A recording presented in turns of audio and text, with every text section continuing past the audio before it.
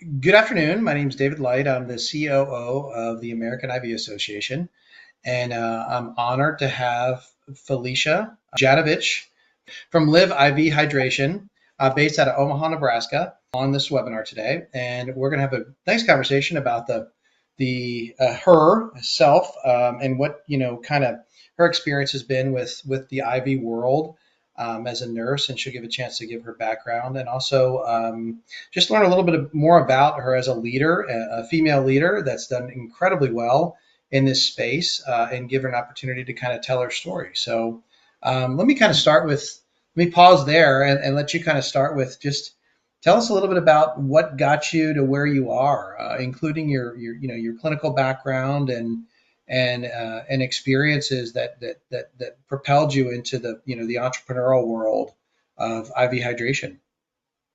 Yeah, so, you know, I didn't know the concept of live would be what it is today. Honestly, it started with in my clinical setting as a nurse in the ER in outpatient surgery.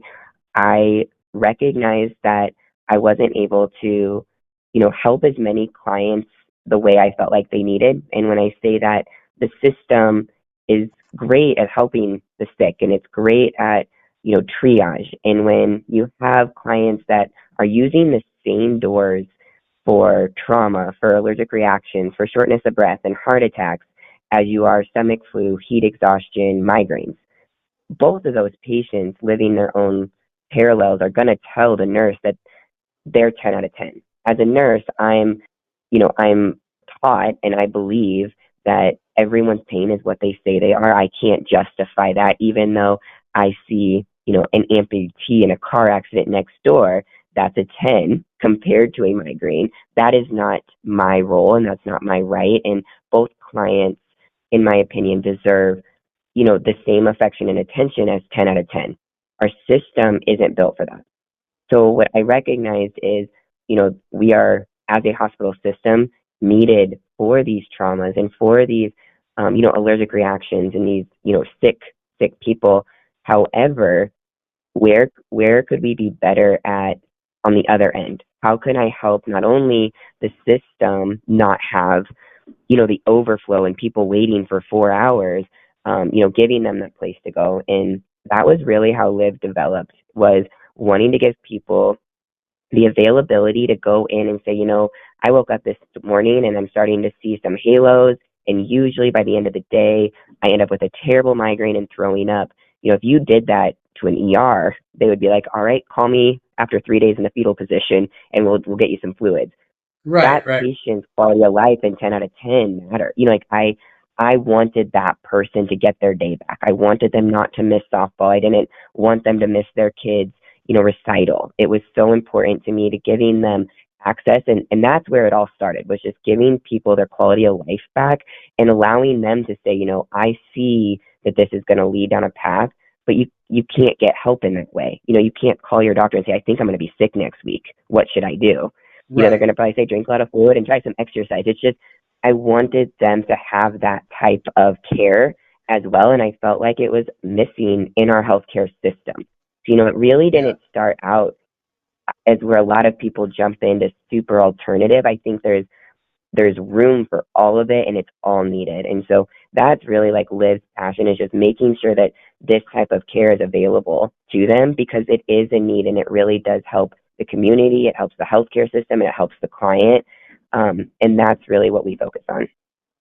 Yeah, absolutely. That's awesome. And from when you made that transition sort of out of the traditional Western sick care model and into the semi, let's call it alternative model, obviously it's not full scale 180, but it's definitely on the other side of the spectrum. Were you envisioning, let's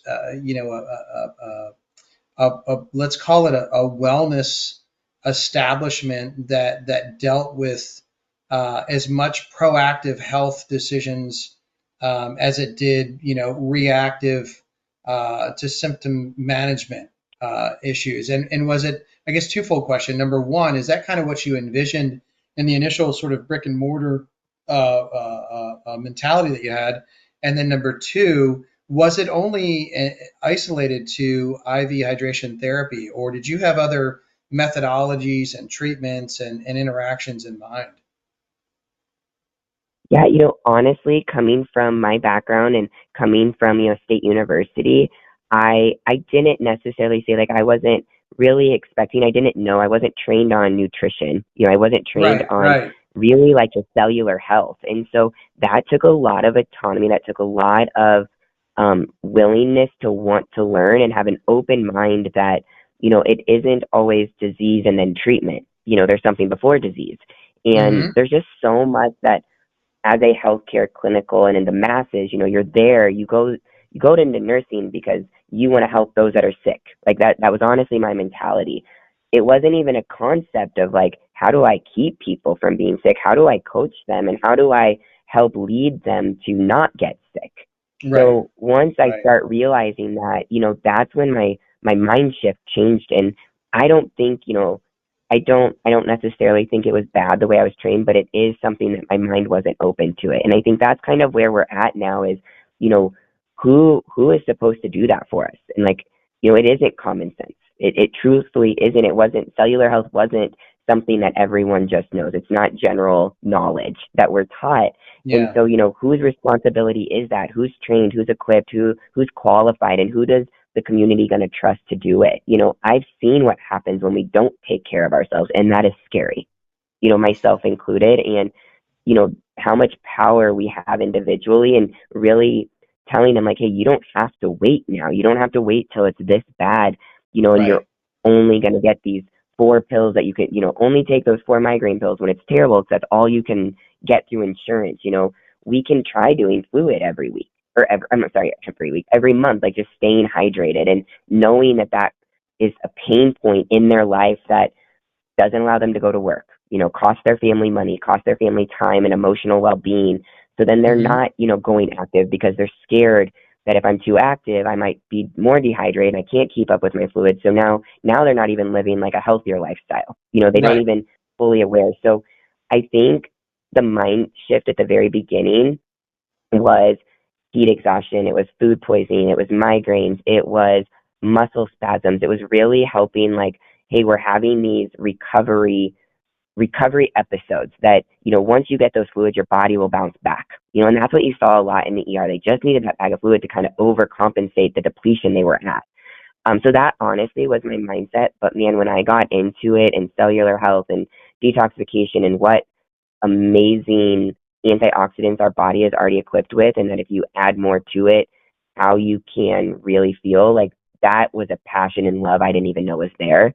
And it is incredible to watch people who have been told, for years that they're just, they're a mom who's working outside the house and you're getting older, so you're going to gain a little bit weight. And, that's all normal. And, but inside this woman, and I'm going to use me, like felt like, wow, like this seems weird. Like I'm only, at this time 32 years old. Like, what do you mean? Like it's just a downhill trend from there? Like that's terrible. Right. Like it was just depressing. To know that, with things like fluid, glutathione, the right B vitamins and methylation, and learning about what my body needs compared to the other 31-year-old female body with the same, history with childbirth and work, we both need something different. And I think that's super important to really help people empower and like hear clients on what their body needs and allow that space. In a sick Yeah, care yeah. setting, that isn't the option. We don't get to do that. They don't get Right. to sit 2 hours or an hour and really get down to it. And in the ultimate world, then our clients then go to their providers that they are seeing for some of these other ailments. And we have built amazing, beautiful relationships with primary care providers all over because they're like, wow, thank you for helping my client. This happens to them every year. And we usually just tell them they have to go to the ER because, and we're like, no, like, it's just unbelievable that oh my gosh, excuse me, primary care just doesn't have a place for them to go to. A No, lot they of these don't. They offices don't. don't have RNs. If they did have an RN on site, a lot of these doctors' offices don't have bags of fluids. And Right. if they did, not very many doctors' office, if I walked in today, it's like, oh yeah, Felicia, you can have this room for, 90 minutes for your bag of fluid. It would ruin their entire day of patient care. Yeah, So what yeah, is their option? absolutely. Hey, if it gets bad enough, go to the ER. that was our Yeah. solution. It doesn't need to be that. It can be, we can have recovery care and we can have preventative care in one safe, effective place that, um, you know, are now popping up and really becoming what I believe just an extra place in healthcare, just like the urgent cares, just like, outpatient surgeries, just like this. And all of those things offloaded some of that weight and intensity on our hospital systems. Mm-hmm. Mm-hmm. It is not to Yeah, I replace. totally agree. It's a Yeah. modality. Yeah, yeah, I totally agree. That's fascinating, and you see me obviously, and people do as the administrator, right, of AIVA, right? But from a background Yeah. perspective, I actually have a doctorate in physical therapy, so I practiced clinically for 20 years, and I did that in corporate settings, I did it in smaller settings, and I did it in private practice, and so the parallel that you're making between sick care and dealing with that is rampant, throughout a variety of different, let's call them comorbidities, right, or issues that people come up with. I mean, I primarily dealt with that in the musculoskeletal space, but it was you can't isolate a musculoskeletal situation, and unless it's like an acute one, somebody bends over to pick up a real heavy cooler and moves it, and for lack of non-clinical terms on this call, throws their back out. I mean, okay, you have that, or they step in a hole and they break their ankle. Those are isolated and those are unique. But where I'm going with this is living in South Florida, the large majority of what we saw over the course of those 2 decades was a lot of misuse and disuse of the human body, and that was due to a complete lack, especially in the elderly population now, of any type of proactive measure. Any type of real postural stretching or change of position or baseline exercising. So they became arthritic, they became stiff, they had postural changes, they became obese.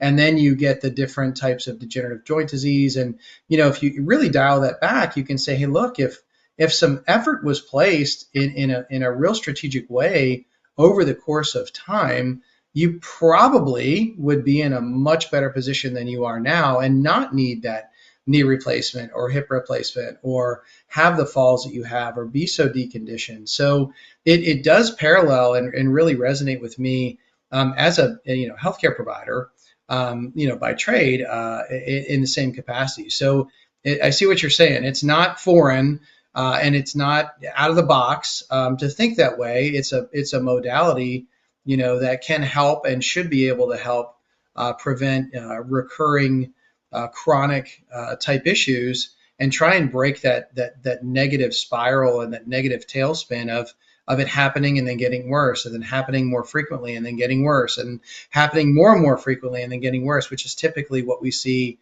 happen to patients over the course of time.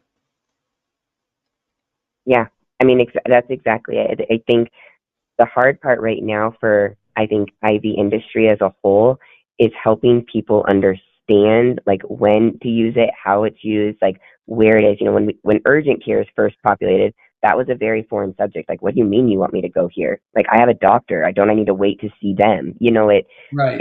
It is foreign, and it takes some time to adapt and understand. A lot of times we go from, really invasive. I have people tell me all the time, like, needles are scary, nobody likes shots, all these things. And, I kind of joke, but I'm like, well, if you really loved needles, we would have another problem, right? There isn't really anyone that's like, oh, I love needles. Right. However, it's these things that it's like, when you're in a setting where you get autonomy of health, when you get to say, I know my body and I know if I had more fluid, I would feel better because I just was, on a plane for 24 hours driving back and I have a tournament to go to. And I know Right. I would mentally enjoy my kids more and have more energy.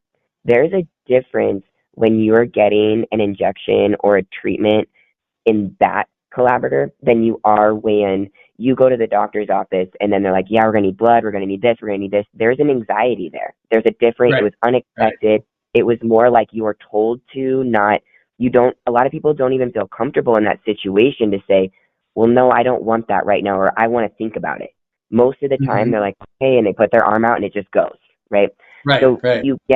you feel this like trapped in like uncontrolled place, and it's your body. And I Yeah. tell people, when you're in a different setting, you know, you're choosing this, that cortisol, the everything about it being in a more relaxed, it's better for you in your recovery too. You know, because when you're anxious like that and you don't know what they're going to do, and you've been waiting in a waiting room in the ER for 3 hours, don't you think their cortisol, their stress level, their fatigue is 10 times higher now? So now I'm combating other symptoms, right, in the Right. ER. Right. Whereas Hmm. Whereas the alternative is, hey, can you help me feel better? I know that this is coming. There's a difference when you're getting a needle stick like IV in that setting versus the other. And Yeah. until they're there, I always tell people, I mean, that's kind of like the mindset, and explaining to them, like, you, you know your body, and you need to be heard, and you need a place to tell it to, you know, and Yep. it's just not, it's not that the doctors don't care, you know, us working with them, they do, but the system doesn't allow them, just like me as an ER nurse, you know, with a trauma and a migraine, the system didn't set me up to give them both the same care. I couldn't. I had to triage the emergency over that. But their well being, you know what I mean, still matters individually. And so Yeah. that's what it's, you know, getting back to, and helping even, you know, healthcare providers have a better focus. And, you know, the guilt I would feel, you know, going to lunch after that sort of situation, you know, is terrible. And Yeah. it was hard, and it causes burnout, and it causes less empathy, and it causes less emotion. And people who come in sick need a nurse who is mentally on and there for them. But that's the reality of what their day looked like. You don't know how many deaths they just had. You know, you don't know Right. what trauma they just witnessed when you're coming in and you didn't get your blanket and you waited an extra 45 minutes for discharge and this happened. You know, that is all fair, and you deserve the best treatment. And to me, when I would go into lunch, you know, yes, the traumas were sad and heartbreaking, but it was those other patients that I would lose sleep over. I'm like, damn, they thought that they were like not as important, and they were so important. And Right. that's where I just wanted to eliminate the client feeling like that and the healthcare provider feeling like that, because it caused so much stress, and then it caused this animosity between people hating to go to the doctor. How many times do people say, I hate going to the doctor? Well, why do they hate going to the doctor if my main reason for going is to feel better? Well, they Yeah. go because a lot of time there's burnout. There's an emotional like toll that goes into it. So if we can allow them, you know, a little bit of a different mindset, it's different. I feel like, and this is what, you know, the IV industry as a whole, all these different um, organizations and owners, I really, when I talk to them and their passion behind, we all share very, very similar reasons of what we want Yeah. to do for the healthcare system. No, it makes total sense. It makes total sense. Let me shift gears just a little bit and we're actually, running up on time, which is kind of amazing how fast time flies when we get going. I But know. um, I didn't think that'd happen this quick. So, one of the things that I hear a lot when people ask me like, "What do you do?" and I talk about the American IV Association, right?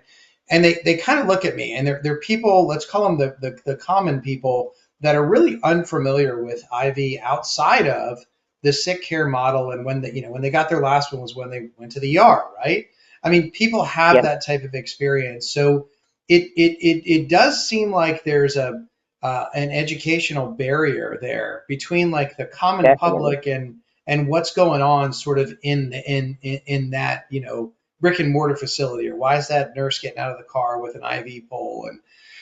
So how do you explain to, when you go to a family reunion and your uncle's there and he says, "Hey, Felicia, what are you doing?" You tell him about your company, and he kind of looks at you and is like, "Well, why would somebody need an IV?" Like, how do Yeah, you open that up to the common person that doesn't have a medical background, and explain to them how this may or may not, because it's not applicable for everybody, of course, but how it may yeah. or may not be, necessary in their life. Yeah, that's such a great question, and you know nobody's ever asked me to give that. I always share it, but I appreciate you asking that, because you know that is, if I went to, you know, a group of people sitting at a local restaurant here in where Live was founded. There's 5 lives within 10 minutes of each other, really. And I always kind of play this game, and I was like, you could go up and ask, like, do you know Live? And they're like, well, no, what is that? And it's like, what is IV therapy? But we're very successful. We have a lot of great clients and a lot of established relationships, and it's crazy to me how this it to me it's grown, and we've talked about how fast it's grown, but we haven't even like broken like the mold. Like, people don't even know what IV therapy is, like you said. So that is the greatest challenge and the hardest part. And I would say, I don't want to speak for the other franchise owners, but we've talked about this a lot, is getting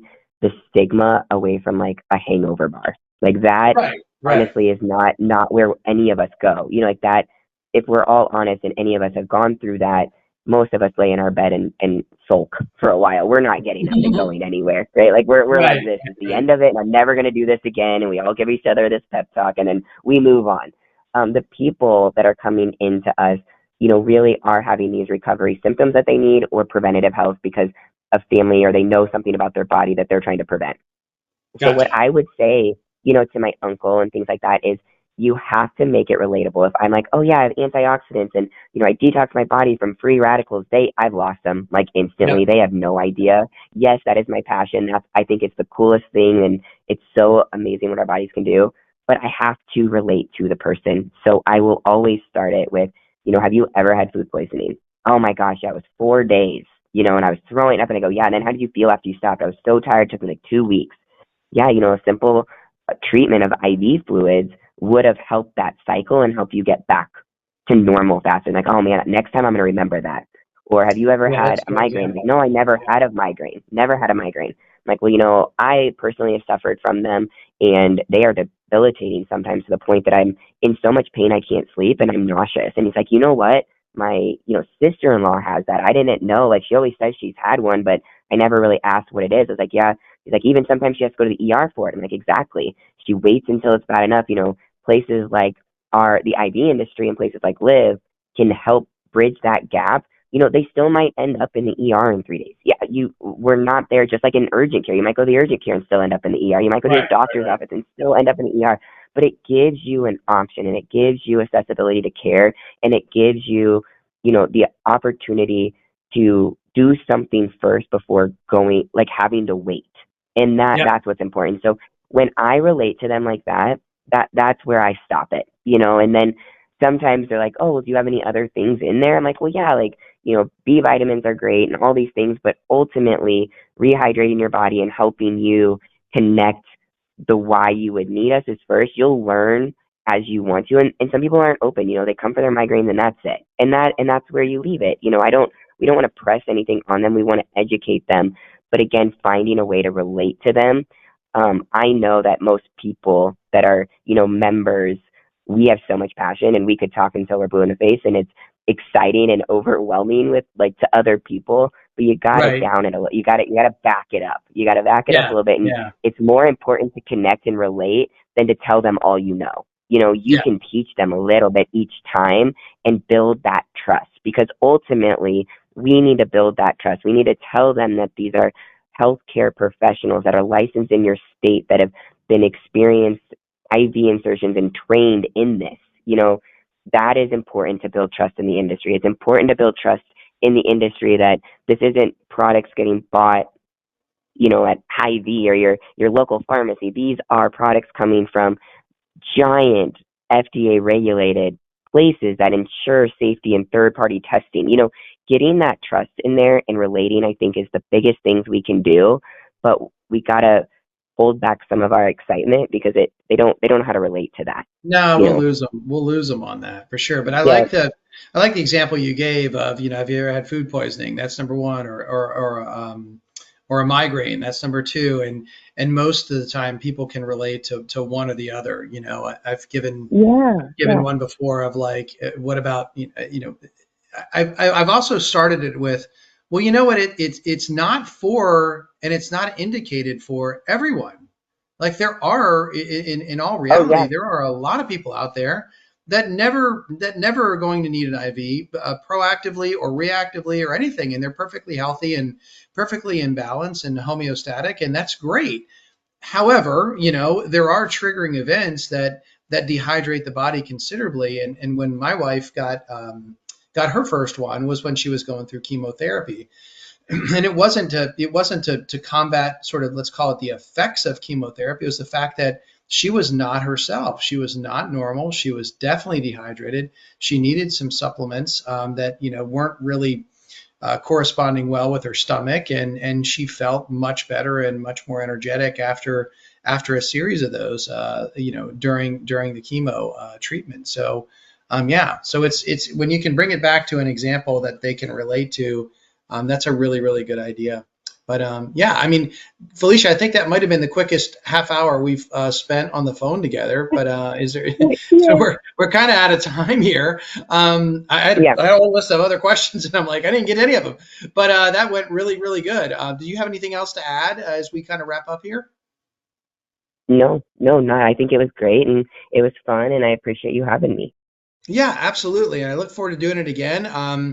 I know we had some technical issues in the beginning that we got worked out, but the next time maybe we'll allow a little bit more time. And it was certainly fun to have you. So I appreciate it, and everything you do with Ava, and your Yeah. involvement, and what you're doing in life. So super, super cool. Thank you very much.